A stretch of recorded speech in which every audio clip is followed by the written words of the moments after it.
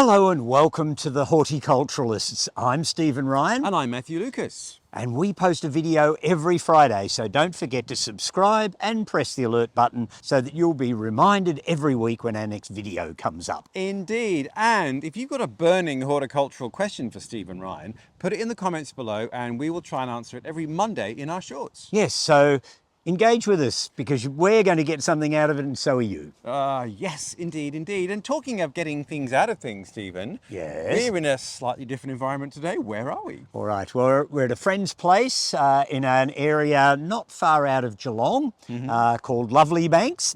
And Sue has the most fabulous garden that is all about dry tolerant and succulent and cacti type plants, as well as Australian natives. But we're here today basically to engage with aloes. And ta-da, this is the most incredible garden and it's such a delight to be here. We're here in midwinter, so there's a lot in bloom.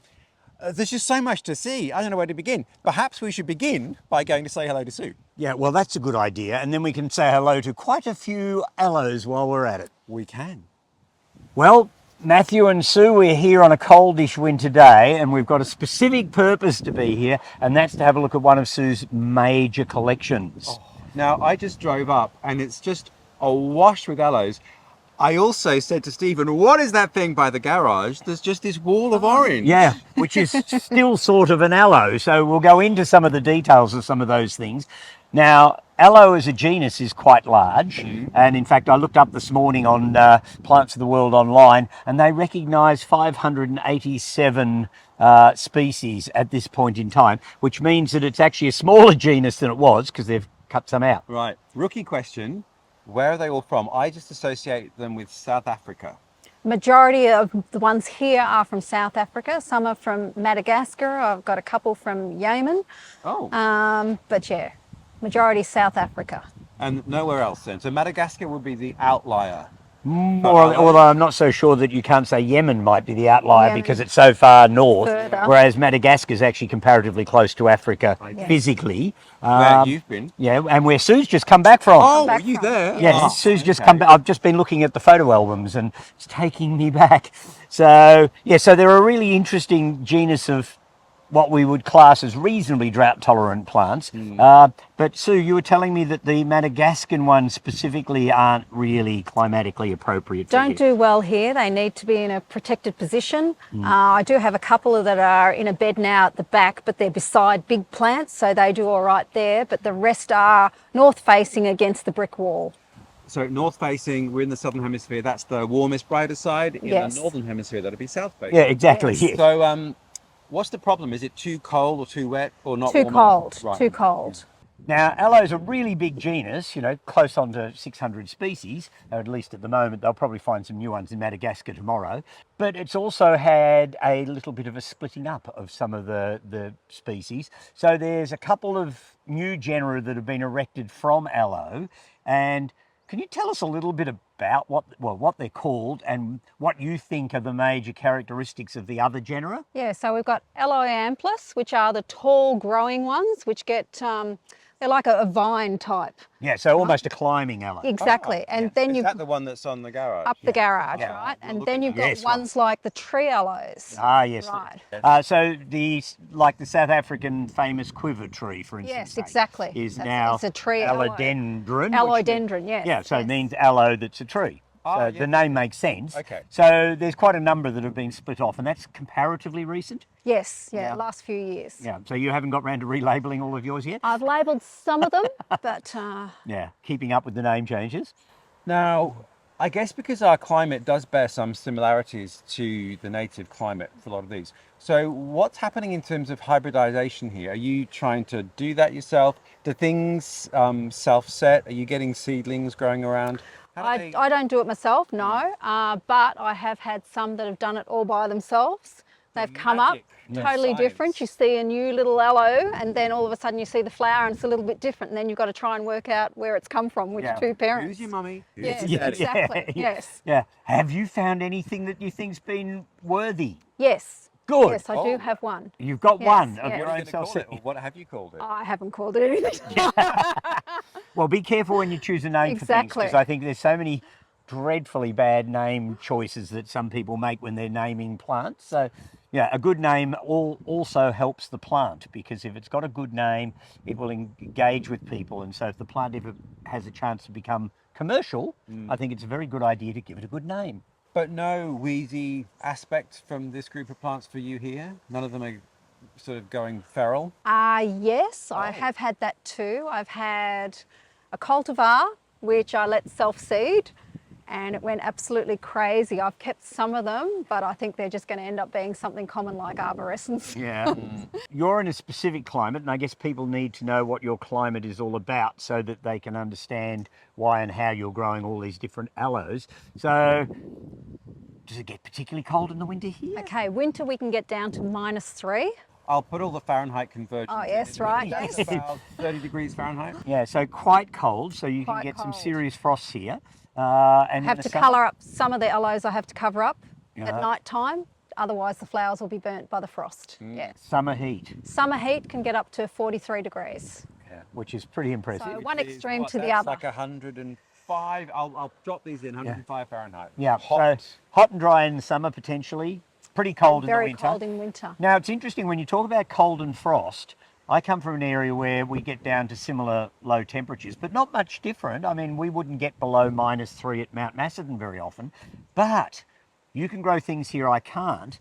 And I think it's possibly, and you can agree with me or otherwise, possibly the fact that a lot of your stuff hardens up better in the summer so that it can go It's into the prepared winter for a bit winter. stronger. And the other thing is that you will get more colder mornings than what I will. I'll only get a couple, whereas you might get up to 10. Yeah, so it's also And about you will quantity. also get a lot more winter rain than what we do. Yeah, so things are So wet and everything's soggy. wet. Yes, yes. All right. So they're fabulously spectacular plants. I mean, that's obvious just from looking around your garden. Yeah. But what else can an aloe give you in the garden that some other plants may or may not?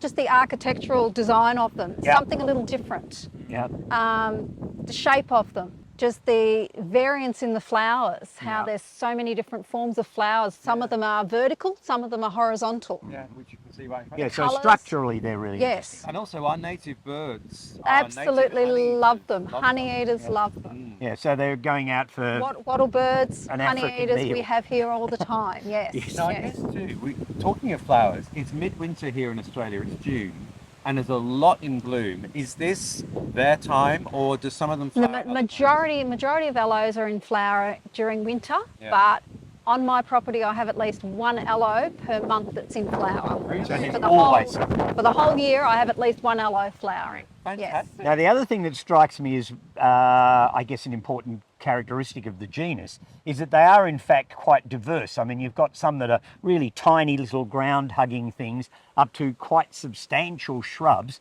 So I guess there's an aloe for almost every purpose in a garden. Oh, definitely, yeah. There's so many different sorts. And what about colour variation? I mean, I've seen a lot of orange today as we've been going around and a fair bit of yellow. Yeah. Does it go into any broader sort of colour ranges than that? You do get some pinks. Yeah. Again, if you're not watering them a lot or they haven't been rained on, they will have a variance of pink. Yeah. There is the aloe pink aloe, which the foliage of that is always orangey, Yeah. orangey Yeah. brown. And flower colour doesn't vary hugely? Flower colour, yes, orange, reds, pinks, yellows. Is there a true white one? No, it's not real white. It is light. Yeah. But yeah, Yeah, so, and obviously there's no blues and purples. no. Yeah. So there are limits. Yeah. I can just see your propagating area over there, Sue. Now, obvious question then for lots of viewers who don't have however many acres you've got here, a glorious garden. Most of them make good potted specimens? They do, yes. Yeah. It's just a matter of working out how big they're going to grow, how big you want them to grow, Yeah. and if you're happy to keep repotting them, upsize them as they grow. Yeah. Can you actually hold them back? Can you sort You of can, dwarf yes, them by, yeah. by underpotting? That's right, yeah. You hold them and get them contained in the pot and leave them that way, and that restricts growth. Now, amongst your hundreds of aloes, have you got either a favourite or a current favourite that you're sort of passionate about at the moment? One that I am at the moment is Aloe thraskii because it's in flower and it has been hit by the frost for the last probably 8 years. Now that it's a little bit taller, Oh, it it's lifted doesn't up. seem as bad. So it's only the top bit of the flowers. So I'm really proud of that one this year. Well, we'll So have to that's go and in get a flower at picture the of that. moment. We Yeah. will go and have a look. Well, Sue, thank you so much for your time. I can't wait. There's so many things to go and see, so we should go and have a look. Yes, Stephen, go right? and have a look around. What a good idea. Thank you, Sue. Thank No you. worries. All right, Stephen. Yes. Sue is such a passionate grower, and this garden is amazing. But let's start at the beginning. So Yeah. tell me, Aloes 101. 101. Where, All right. why, how? All right. Where? They're all basically restricted to Africa, Madagascar, and a little bit up into northern Africa. But the vast majority of them come from Africa and Madagascar. Most of the ones Sue's growing are mainly the African ones because the Madagascan ones are a little bit too cold sensitive to grow here. But of course the aloes also have a sticky, slimy, bitter sap, which is in fact where the word aloe comes from the Aramaic for a bitter sticky sap. Yeah. So what we're looking at around us are classical African aloes. This one, for instance sake, is mutabilis bicolor, and it is just a classic sort of aloe with its upright, red-hot poker-like flower spikes. Mutabilis bicolor. Yeah. Is this because Well, the Bicolor. change yeah. of colour? Yeah, it mutates. It mutates and it's got two colours. And it's got two colours. I'm almost a Latin. Oh, you're a scholar. Scholar. Yes, yes, there you go. So lovely plant, substantial, takes a little bit of space up, but it is fabulous. Its foliage is attractive and bold and interesting. And the flowers are very classical of the sort of candelabra types that you get with them. So let's talk about flowers. One of the things that's obvious in Australia here, so we have a vast array of honey-eating bird species in Australia from all over every part of the country. And you've made this point with a lot of Chilean and Mexican plants that are tubular and red or yellow Yes. or orange being attractive to birds. Oh, yes. So these were designed very much for bird pollination. Oh, yes, because in South Africa it would be the sunbirds, Yep. which are their main pollinators. And in South America it's the hummingbirds that do the job. Here in Australia it's our honey eaters, and we have innumerable species of them, and they will make a beeline for anything that has tubular flowers in this sort of style, and the reddish colours are certainly bird attractant. And so if these plants aren't browsed by our local honey eaters on a regular basis, I'd be most surprised. Well, I've actually got an aloe in a pot by my front door, which flowers regularly once a year. Yeah. And it's quite a chunky beast, and it's got quite a strong stem. Yeah. And I do get the very large wattlebirds on that. Oh, yes. Feeding Well, on it. wattlebirds are actually another honey-eating bird, but they're rather on the largish side compared to the others. They can snap branches because Yeah. these things weren't evolved for such a big bird. Yeah, They no, were smaller exactly. birds. So the flowers are just stunning. And Sue's point too is that there's an aloe for everyone, and there is basically something in bloom all year, although this is the crescendo Yes. of blooming. In midwinter, which makes them particularly useful Ah, plants. and also, we've said this many times, but how blessed is Melbourne to have a climate whereby, although for Sue some of these are borderline, Yeah. that you can have these sorts of plants that are giving you this incredible colour Yeah. in bleak midwinter. And the other thing that I want to show you in a moment is another one of the aloes that in fact I would grow whether it ever flowered or not, because some of them are just so fabulous in their leaves and some are so colourful in their foliage that flowers are almost gilding the lily, really. Well, let's go and have a look. All right, let's go. It's always fun, Matthew, to decide on what your favourite thing that you're looking at today. You know, it's pick out something interesting. And for me, this aloe here has to be the highlight plant of our visit today. I mean, it's going to flower, it's not actually in bloom yet, but I don't care. I think the foliage on this plant, which is Aloe vanbalenii, is just so incredibly spectacular.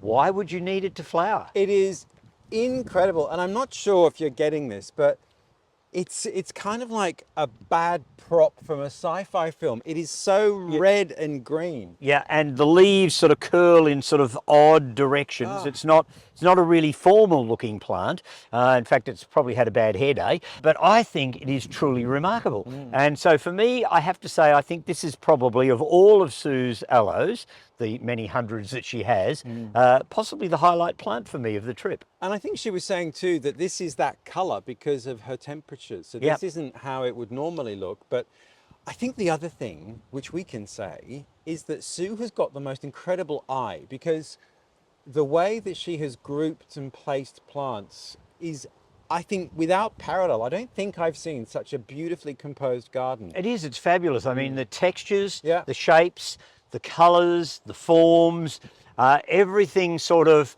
adds to a whole more than the individuals would on their own. And I think I'll try and spin the camera so we can see, but let's just talk about, Stephen, the plants that are here. So we've All got a weeping. We've got a weeping blue cedar, so that's Cedrus atlantica Glauca Pendula, which is a hell of a mouthful, but wonderful tree. And then we've got your favourite aloe. My favourite aloe, Then and then we we've have got the Senecios, or what are now something else, and an Irish yew, and and we've got a Cupressus sempervirens. So, all in the same neck of the woods. Yep. It's the most stunning garden. All right, on to the next aloe. oh God, can we find a better one? All right, Matthew, we've seen some really good big aloes. Now I want to show you a slightly smaller one, and it's certainly not the smallest of aloes, but whoever named it was thinking small because it's Aloe brevifolia variety postgenita. I'm not sure what the postgenita is, but the brevifolia means small leaves, so that makes obvious logical sense. You can see where the flower spikes have been, so it's obviously one that flowers at a different season of the year, which would make it very useful.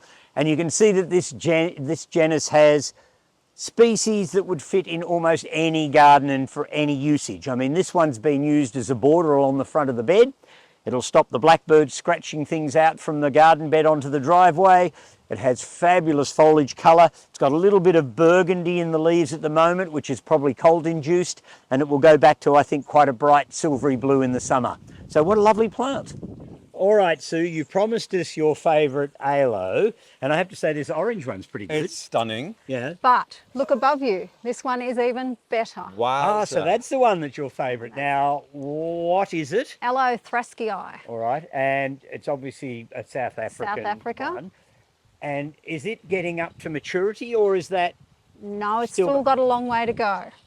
So it's still Wow. classed as an aloe, though? It hasn't become an Aloe Dendron? No. No, it's so an it's, aloe. it's still classed as a shrubby one. It's massive. It's Yeah. beautiful. And what's this climbing up the fence? Sue? That's a Senecio. Stunning. Stunning. There are so many things to look at. Yeah, that's the problem here. You get sidetracked on all sorts of other plants. You do. Yes. Well, we should go and get more sidetracked on others. Yes, let's do that. Thank you, Sue. Thank No you. worries. So, Stephen, when I was driving up, I saw this. I mean, it's more than twice the height of me against the garage. Yeah. What is it? Well, it was an aloe, but this is one of the plants that's been taken out of aloe and put into a genus of its own called Aloiampelos.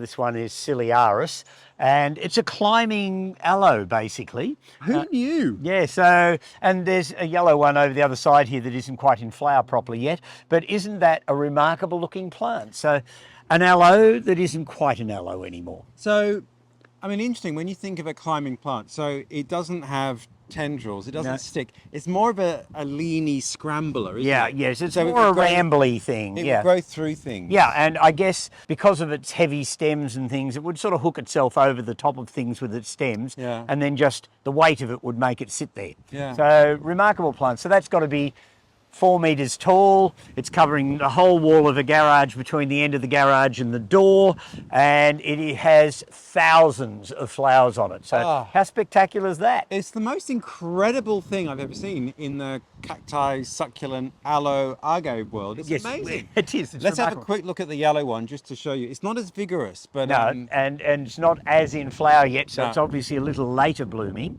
We'll which go and have could a be look. good. so this is the yellow one. Hasn't Yep. quite come out yet. And actually, you can still see the orange one behind Stephen. Yes. If you step that way, there we go. Yes, behind us. Quite well, similar habit, but quite a different type of plant, really. Yes, this one doesn't seem quite as vigorous. It's obviously later flowering and bright yellow. So there you go. You can have one of each. And the leaves are a bit bigger and a slightly different colour. But Yeah, another species in the genus. But you know, we've often talked about screening plants and Yeah. what to grow up. Never have I thought that you could use an aloe, although it's not an aloe anymore, to screen a building. Yeah, well there you go. So they're useful for lots of things. They are.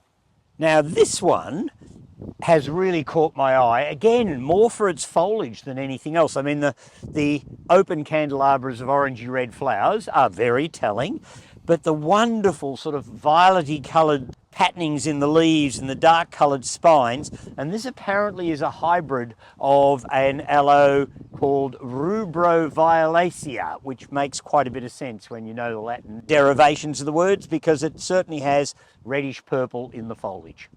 All right, Matthew, well, here we are. We're standing in front of one of the tree aloes. So Aloe Dendron, which is now a small genus of about 7 or 8 species that's been cut out of aloe. Yeah. So they're all tree-like species, which includes, of course, the quiver tree, which is famous in South Africa. You go any of the desert areas there and you see large quiver trees. They are quite iconic. Now, it's got quite a woody trunk. Yeah. Is it a woody trunk?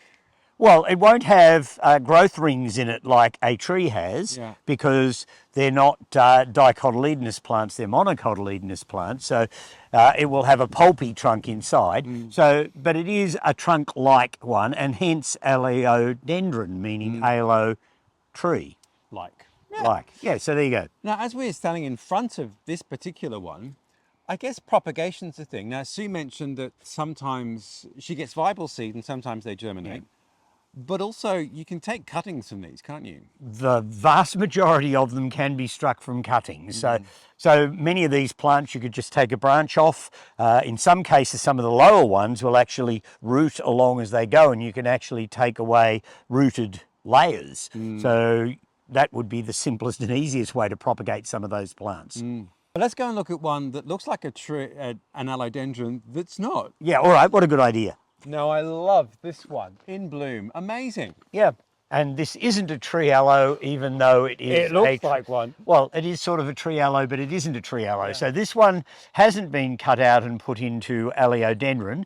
So this one is still an aloe. So you can't just assume by size whether you're looking at one that's been cut out into the genus of Aloe Dendron. So this one is Aloe pluridens, which acts like a tree aloe. So there you go. But isn't. But absolutely amazing. And just in terms of landscaping, we've seen that the variety of sizes and forms of plants, you can do anything with them. They're amazing. You can. They're incredible plants. Well, Stephen, I have loved our deep dive into aloes. Yes, we should have started this whole thing with aloe, everybody. Do you know what? I was literally just thinking, I am so glad you didn't say that. Oh, well. And you just had to. Yeah, I had to bring it in. Anyhow, it's now goodbye. So I hope you've enjoyed it. Yes, and Sue, thank you so much. Sue has been making us copious cups of tea, so a little chili and lunch. Thank you, Sue. Your garden is just stunning. Your aloe collection, I've not seen anything like it. I mean, there's more here, I think, than the Botanic Gardens. Undoubtedly. So it's a remarkable collection. So thank you so much. Now, if you want to know what we're doing next week, you'll have to hit subscribe. Yes, and don't forget we do our Monday Shorts. So if you've got a question that's burning away in you and you need to ask me, just put it in the comments below and we will answer it on our Monday Shorts. We will. But from the Aloe Garden here, we wish you well and look forward to seeing you next week. Bye all.